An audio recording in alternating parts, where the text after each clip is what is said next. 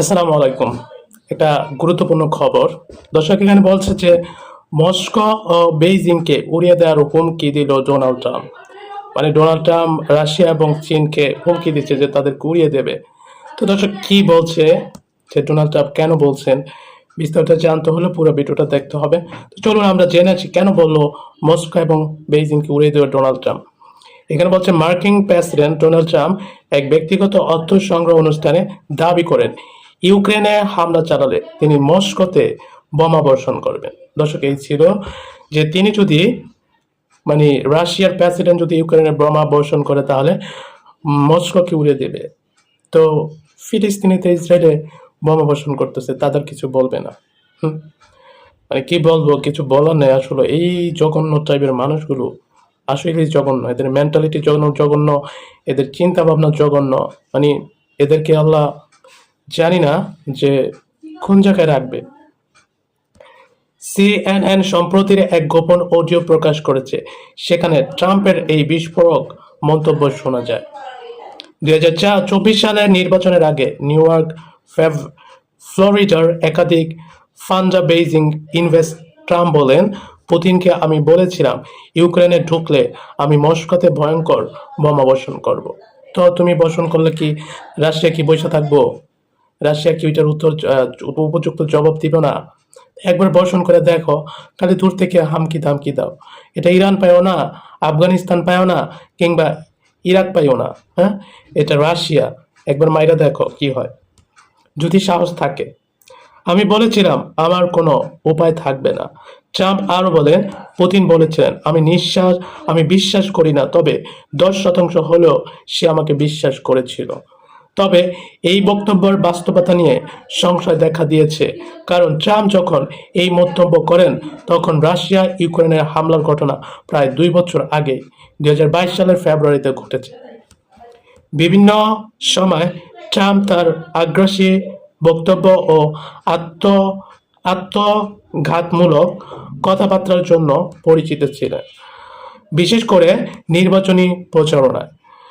White হাউসে ফেরার প্রচেষ্টার অংশ হিসেবে তিনি এই মন্তব্য করেছিলেন বলে ধারণা করা হচ্ছে। মানে তিনি যে ক্ষমতায় এসেছিলেন যে প্রতিশ্রুতিগুলো নিয়ে, সেই প্রতিশ্রুতিগুলোর এখন তিনি উল্টা যাচ্ছেন। ঠিক আছে, এখান থেকে কিন্তু আমাদের শিক্ষণীয় আছে।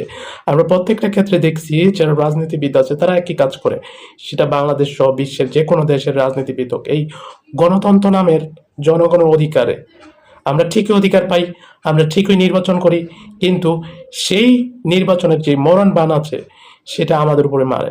ঠিক আছে, তো সিএনএন এর প্রতিবেদন অনুযায়ী একই ভিডিওতে ট্রাম্প আরও দাবি করেন চীনের প্রেসিডেন্ট শি জিনপিংকেও তিনি হুমকি দিয়েছিলেন, যদি চীন তাইওয়ানের আক্রমণ করে তাহলে যুক্তরাষ্ট্র বেইজিংয়ে বোমা ফেলবে বলে তিনি জানান। ট্রাম্প বলেন, সে মনে করেছিল আমি পাগল। তো সে তো উন্মাদ পাগলই একটা, তাই না? অন্য একটি অংশে ট্রাম্প বলেন, যে ছাত্ররা বিক্ষোভ করেছিল আমি তাদের দেশ থেকে বের করে দেব। তারা বড় ভুল করেছে, দেশ থেকে বের করে দিলে বিক্ষোভ বন্ধ হবে। তিনি এই মন্তব্য করেন যুক্তরাষ্ট্রের বিশ্ববিদ্যালয়গুলোতে ফিলিস্তিনপন্থী ছাত্র আন্দোলন প্রসঙ্গে। বলছে, চিন্তা করেন, একটা গণতন্ত্র দেশ, পৃথিবীর সবচেয়ে গণতান্ত্রিক দেশ বলা হয় যুক্তরাষ্ট্রকে, সেখানে একটা দেশের রাজাকে, একটা দেশের প্রাইম মিনিস্টারকে অথবা প্রেসিডেন্টের বিরুদ্ধে যদি কেউ বিক্ষোভ করে তাদেরকে দেশ থেকে বের করে দেওয়া হবে। এ হচ্ছে গণতন্ত্রের কি মরণবান। যেই গণতন্ত্র দিয়ে আমরা মানে বলতে বলতে আমাদের মুখে সেবরি বের করে ফেলি, আমাদের গলার থ্রট বা টিউন আমরা ফাটিয়ে ফেলি, সেই গণতন্ত্র হচ্ছে এই নীতি, জনগণকে যতটা পারে পিষে মেরে ফেলা। ঠিক আছে, বিশ্ববিদ্যালয় ও মানবাধিকার সংগঠনগুলো এসব ঘটনার প্রতিবাদ জানিয়েছেন আর বলছে মত প্রকাশের স্বাধীনতা হরণ মার্কিন গণতন্ত্র ও সংবিধানের মৌলিক মূল্যবোধের পরিপন্থী। এই ছিল ট্রাম্প কেন যুক্তরাষ্ট্র, মস্কো এবং বেইজিংকে উড়িয়ে দেওয়ার হুমকি দিয়েছিলেন। তো আপনারা বিষয়টা জানতে পারছেন। আসলে গণতন্ত্রের যে মরণ বানে আমরা আটকা পড়ে গেছি, এটাতে জনগণের কোনো ফায়দা নাই। কি ফায়দা আছে আমাকে বলেন? আমি একজনকে নির্বাচিত করে দিচ্ছি, সে নির্বাচিত হয়ে সে লোপাট করছে, সে দুর্নীতি করছে, সে বিদেশে টাকা পাচার করছে, সে যেই ক্ষমতা আমি তাকে দিয়েছি ভোটের মাধ্যমে, সেই ক্ষমতায় আবারও সেও আমার উপরে প্রয়োগ করছে। ঠিক আছে, এ হচ্ছে আপনার গণতন্ত্র। এই যে ট্রাম্প মন্তব্য করেছিল, যে ওয়াদা করেছিল কিংবা প্রতিশ্রুতি দিয়েছিল সে একটা, এখন দেখেন সে পুরাই উল্টো। এখন মানুষ, আমেরিকার মানুষ বলতেছে যে সে হোয়াইট হাউসে যাওয়ার জন্য এই প্রতিশ্রুতিগুলো দিয়েছিল। তো দর্শক, এই হচ্ছে আমাদের গণতন্ত্রের মূল মন্ত্র, যার উপরে যে তোমাকে দিবে পাওয়ার তার উপর প্রয়োগ করো, তাকেই মারো, তাকেই ধরো, তাকে লোপাট করো।